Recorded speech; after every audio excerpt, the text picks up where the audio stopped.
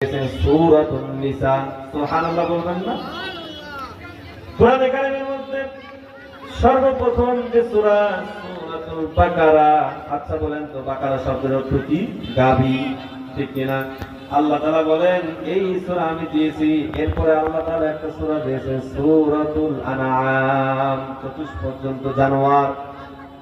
কোনটা খাওয়া হালাল, কোনটা খাওয়া হারাম, কোনটা খাওয়া যাবে, কোনটা খাওয়া যাবে না আলোচনা করেছেন আল্লাহ তাআলা। এই যে আমরা রাত্রে বসে আপনারা কোরআনে হাকিম শুনছেন, এই রাতের নামে একটা সূরা দিয়েছেন সূরাতুল লাইল। সুবহানাল্লাহ বলবেন না? আল্লাহ রাব্বুল আলামিন সূর্যের নামে একটা সূরা দিয়েছেন সূরাতুশ শামস। আল্লাহ তাআলা মৌমাছির নামে একটা সূরা দিয়েছেন, মধুমাছির নামে একটা সূরা দিয়েছেন ওয়া আউহা রাব্বুকা ইলান নাহলি আন ইত্তাখিযি মিনাল জিবালি বুয়ুতাও ওয়া মিনাশ শাজারি ওয়া মিম্মা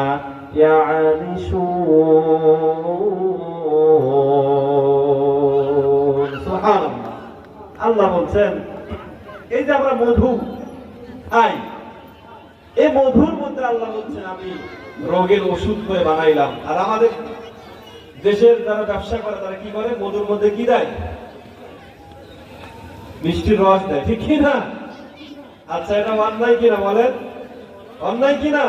এজন্য আসেন আগামীতে আমরা সবাই এই দেশকে আমরা ইসলামী রাষ্ট্র হিসেবে দেখতে চাই। কথা বলেন ঠিক কিনা?